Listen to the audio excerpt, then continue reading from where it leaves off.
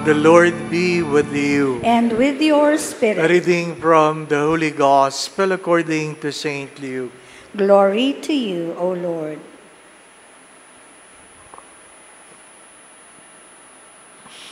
Jesus said to his disciples, I have come to set the earth on fire, and how I wish it were already blazing. There is a baptism with which I must be baptized, and how great is my anguish until it is accomplished. Do you think that I have come to establish peace on the earth? Now, no, I tell you, but rather division.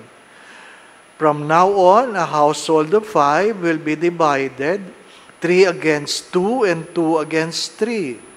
A father will be divided against his son, and a son against his father, a mother against her daughter, and a daughter against her mother, a mother-in-law against her daughter-in-law, and a daughter-in-law against her mother-in-law.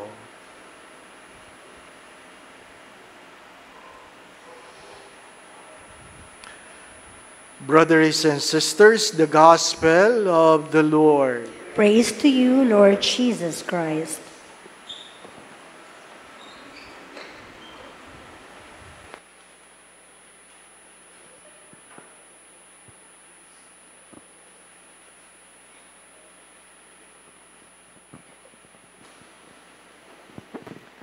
When Saint Francis decided to follow Christ, his very own family chastised him, disowned him.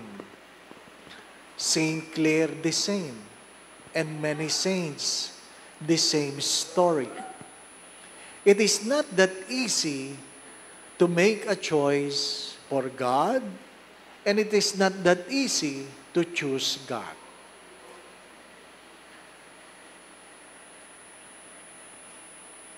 A sister, a classmate of mine in one of the courses I attended, shared their story that she has to run away from her home because her parents disagree on her choice of vocation. Meron akong 8 pamangking lalaki. Mag-aasawa ng isa. Walang magpari. Sabi ko, bigo yata ako. Bad example. Wala man lang magpari. Ano po? Tinatanong ko, bakit ayaw niya magpari? Isa lang ang sagot ng lahat. Ayaw namin ang buhay mo. Mahirap. Binibiro ko, mukha ba akong mahirap? Diba? Wala, hindi natutuwa. Ano po? To make a choice for God is difficult and unpopular. Unpopular. Ano po? That's why the division in the family is not always about right and wrong. Sometimes it's about what your parents wants. What your parents wants. Gusto mo magpari, gusto nilang ikaw ay maging doktor. Gusto nila ikaw ay maging inhenyero. Meron kaming pari na ang kondisyon ng magulang ay mag-abogado ka muna, kaya nag-abogado muna. At nung makapasa sa bar, saka pumasok sa seminaryo. Sinunod lang ang magulang. But how about you? Have you made a choice for God? Have you made a choice for God? What is the first reading trying to tell us? Whether you like it or not, whatever choices you make, some people will agree, some people will disagree. Some people will love you, and some people will hate you. Kahit nga mag-asawa ka eh. Di po ba, ano? Kahit mag-asawa ka, yung aasawahin mo, pakikialaman pa nila na hindi naman sila makikisama sa asawa mo. Hindi po ba, ano? Ito po, mapapangasawa ko. Ha? Ba't siya? Di ba, ano? Ang dami pa makikialam. Di po ba, ano? Pinapakilala ka ng girlfriend mo sa pamilya niya. Sino naman yan nakuha mong driver? Nagbihis ka na nga, mukha ka pa driver, di po ba? Ano? Paano na lang kung hindi ka nagbihis? Di ba? Why? Because people in this world look at success not in the eyes of God. Pero ano pong palagi ko sinasabi? We are a product of our choices, and let no one tell you that you cannot make it. Let no one tell you that you cannot make it. May mga taong basag trip. Ano po? May mga taong mahilig lang magkomentaryo. May mga taong mahilig lang makialam. Kaya kung kayo po ay aasa sa kanila, wala kayong magandang kinabukasan. Ano sabi natin? Ang mga taong naniniwala sa sabi-sabi, walang bait sa sarili. Sapagkat, sadyang ganun ang buhay. Pag ikaw ay bigo, may manglalait. Pag ikaw ay tagumpay, may papalakpak. Pero sa gitna ng iyong pinagdadaanan, ay, marami kang maririnig. Marami kang maririnig. Ano po? Kaya sabi, pag nagplano, ano sabi nila? Huwag mo sasabihin ang plano mo. Bakit? Marami ko kontra. Huwag niyo sasabihin ang plano niyo kasi maraming kokontra. Di ba? Di mo kaya yan. Di mo kaya yan. Di natin kaya yan. Di ba ba? Anong palagi ko rin sinasabi? What limits you is your own limitation. Hindi ka napapayat. Hindi ka nayayaman. Hindi ka napapasa. Ano pa mga hindi nyo narinig? Hindi ka na uunlad. Hindi ka na matatanggap dyan. Diba? Ano pa? Puro hindi, no? Pero pag ikaw ay naging tagumpay, lalapit sila. Pinsan tayo. Alam mo yung nanay ng nanay mo? Kapatid ng kapatid mo? Pinsan ng kapatid ko. Di ba? Ang layo na, hindi po ba? Ano? Ganon talaga. Kung naalala niyo yung kwento ko tungkol sa bata, sa isang squatter area kung saan ako nakatira nung kami nag-apostolate, ang trabaho namin, nangangalakal kami sa gabi, kaya puyat. Kasi sa gabi ka lang naman mangangalakal. Ano ba nangangalakal? Nandun kayo sa basurahan, namimili kayo ng plastic, namimili kayo ng papel, ano po, hindi mo alam kung ano madadampot mo doon, di ba? Tapos sa restaurant, pipiliin mo yung mga natirang tinapon na kung ano-ano, di ba? Kaya malayo pa yung nauso yung pagpag.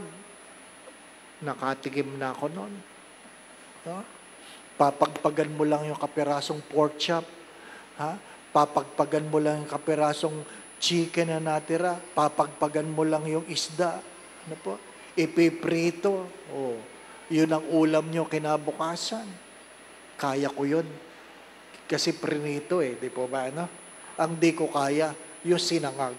Ano? Yung kaning hinugasan. Di po ba? Ano? At isasangag nila. Kaya nga, nung kumakain kaming ganyan, akala ko corned beef. Mukha kasing corned beef So, nung kumakain ng ganyan, nung sinubo ko, hindi lasang corned beef. Ano po? Ay, nasa bibig mo na. Alam nyo, ang hirap lunukin kasi naglalaro ang isip mo kung ano kaya ito? Ano kaya ito? Kahit anong lunok ko, ayaw talagang pumasok. Namumula ako kalulunok, ayaw sumama. Sabi, ano kaya ito? Ano kaya ito? Diba? Sabi nung katabi kong bata, sabi niya, ayaw mo kuya, buti na lang, diba? Ano? Mapagbigay ako, iyon na lang, diba? Oo. At nang tumayo ako, naghugas ako ng kamay. Ano po, hindi mo naman may inom ng tubig kasi pag ininom mo ng tubig, dadami, di po ba? Ano? Pinilit kong lunukin, nagluha ako. Kasi kung ano nang iniisip ko, nakita ko sa basurahan, may bagong lata. Oh, ito yan. At least dilata. Sinisipa ko yung basurahan para umikot yung lata. Ay. Meat chunk. Meat chunk ang kinain namin, kaya parang corned beef. Ang brand nga lang, pedigree. Nakatikim na ako nun. Oh. Kaya mabait ako sa aso. Ano po? Ha? Pedigree. Sabi ko doon sa kaibigan ko, may-ari ng animal house. Sabi ko, nakakain ako. Sabi niya, huwag kang mag-alala, tinitikman namin yan. Oh. Consuelo pa yun, di ba? No? Ay sabi ko, anong gusto mo paglaki? Gusto ko po maging doktor. Nanlaki ang mata ng nanay. At sabi ng nanay, sa hirap natin, gusto mo maging doktor. Kaya mo ba? O di, nilakihan ko mata ng mata yung nanay kasi basag trip, hindi po ba? Nangarap na nga lang, sinira mo pa. Pero mas gusto ko ang sagot ng bata. Ano sabi ng bata? Opo, kaya ko. Kayo, kaya nyo? At least, di ba, ano? What prevents you from becoming is your own limitation. The moment you say you can't, you will fail. Listen to that. The moment you say you can't, you fail. No one should tell you you cannot. No one. Parents should not tell their children you cannot. Because everyone is gifted with a dream and aspiration. And nobody knows. Nobody knows. Lahat ng santo ay may kahapon. Di po ba? Tandaan niyo yan. Lahat ng santo ay may kahapon. Kaya tayo, meron tayo bukas. Kanino nyo iaasa ang inyong bukas? Kung iaasa nyo sa iba, wala kayong bukas. Kasi yung ibang nagdidikta sa inyo, mga wala ng bukas yan. Nakikialam na lang sa buhay ng may buhay. Naghahanap ng damay sa sarili nilang kabiguan. Kaya ano sabi sa second reading? Focus your eyes on your goal. Run the race. Martin Luther said, pursue your dreams. Run if you can. If you cannot, walk. If you cannot walk, crawl. But just don't stop moving. Keep your eyes on your goal. My dear friends, my brothers and sisters, that's why I always say this, never compare yourselves with others. Never compare yourselves with others. Follow your dreams. Don't lower your dreams if you fail. Pag minsan tayo nabibigo, binababaan natin mga pangarap. Walang matitira dyan, sapagkat bahagi ng buhay ang kabiguan. Anumang tagumpay, mayroong sakripisyo, may pagluha, may disiplina, may kalungkutan, may pagtalikod ng iba. Magsabi kayo. Magsabi kayo. Ang mahalaga, hindi kayo tumitigil bago maabot ang pangarap. Huwag kayong tumulad doon sa iba. Ano yung iba? Yung mga nagda-diet. Alam mo yung mga magda-diet? Ha? Tabi. Ano ba? Bakit? Ang dali sumuko eh. Ano po? Hindi lang kumain ng maghapon, magtitimbang agad. Ay, hindi ako bumaba. Ano ka? Isang diet lang, gusto mo baba agad. Di ba? Kung kumain ka naman, putok yan. Di ba, ano? Mahalaga ang sakripisyo. Katulad yan ng mga nag-gym. Nag-gym, ang mahalang binabayad. Tapos, bibili pa yan ng treadmill, bibili pa yan ng stationary bike. Ano pa? Pupunta yan sa gym, magbubuhat yan, ang bigat. No pain, no gain. Di ba, na? Ganon yan. Tapos, pagkatapos maligo, haharap yan sa harap na salamin. Hubad. Akala mo, isang araw lang na exercise, lalaki ka agad ang dibdib. Ano ka? Hindi ganyan ang pangarap. Ano nangyari sa treadmill? Ano nangyari sa stationary bike? Sampayan ang libagin. Nandun lahat. Hindi na gumagana. Tulugan na ng aso yung treadmill, di ba? Bakit? Wala eh. Gusto natin instant result. Instant result. Di ba? Napanood ko sa YouTube yung batang nag-aaral. Binubuksan yung aklat niya, binubuksan. At kada page, sasabihin niya, sinasalok yung aklat. Pagliw. Hari nawa. Di pa ba? Pero marami sa inyo, alam ko, natulog ng aklat, ginawang unan. Di pa ba? Oo, naniwala kayo dun eh. Na pag inunan mong ganyan, Hari, Lord, mapanig. Di ba? Naniwala ka. Bagsak. Di ba? Bagsak. Akala mo, Di ba? Ang dami sa ating ganon. Hindi pwedeng maabot ang pangarap kung walang pagsusumikap. Hindi pwedeng maabot ang pangarap kung walang pagsasakripisyo. Hindi maabot ang pangarap kung walang pagtitiis. Hindi maabot ang pangarap kung hindi magtsatsaga. Hindi magtsatsaga. Lumaki ako sa katuruang magsunog ka ng kilay kung gusto mo makapasa. Di ba? Wala naman talagang nasunog ang kilay, di ba ba? Pero saan galing yung kasabihan na yun? Kasi noong kandila kandila, di ba ba? Nakatulog ka, titignan mo lang, sunog, di ba? Ang bawat pangarap ay may kaakibat na hirap. Hello? Ang bawat pangarap may kaakibat na hirap. Kung mahirap ang pangarap sa mundong ito, mas mahirap sumunod sa Diyos. Amen. Parents, please be encouraging to your children. Ano po? Please be encouraging to your children. Lahat tayo may pinagdadaanan, kaya pag merong naglalabas ng pagod, frustration, sabihin mo, kaya mo yan. Ano po? Kaya mo yan. Ang hirap po na exam, kaya mo yan. Di ba? Ang hirap po ng subject, kaya mo yan. Dapat palaging ganon, kaya mo yan. Ang hirap ng buhay, kaya mo yan. Wala akong pera, kaya mo yan. Sira po ang tiyan ko, kaya mo yan. Kaya mo yan. Ano po?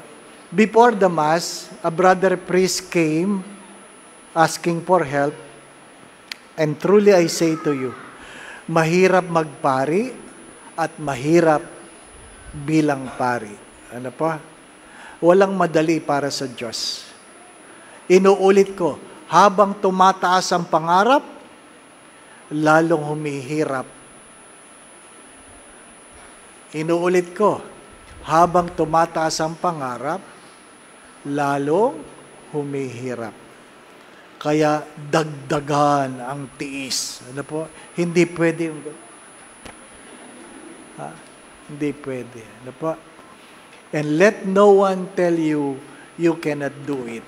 The Lord be with you. And with your spirit. And may Almighty God bless you in your family, the Father, the Son, and the Holy Spirit. Amen. The Mass has been offered. We go in peace to love and serve the Lord. Thanks be to God.